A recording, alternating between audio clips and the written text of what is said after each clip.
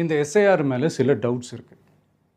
அது என்னென்னா, இந்த 6,36,00,000 வாக்காளர்களுக்கு ஒருத்தர் விடாமல் இந்த ஒரே மாதத்துக்குள்ளே எப்படி எல்லாருக்குமே அந்த ஃபார்ம் போய் ரீச் ஆகும்? ஒன்று.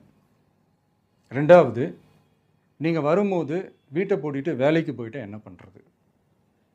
இப்போ நீங்கள் வருவீங்கன்றதுக்காக வேலையெல்லாம் விட்டுட்டு வீட்டுக்குள்ளேயே உட்காந்துட்ருக்கணுமா?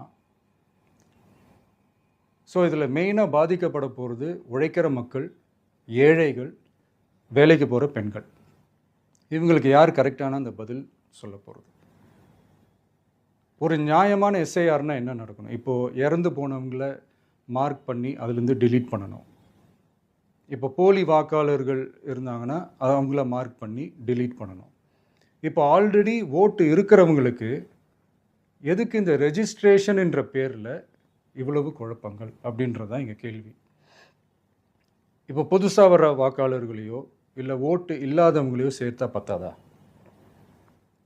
இப்போ ரீசெண்டாக நடந்த இப்போ எலெக்ஷன் 2021, 24 எப்படி எல்லாருமே ஓட்டு போட்டோம்?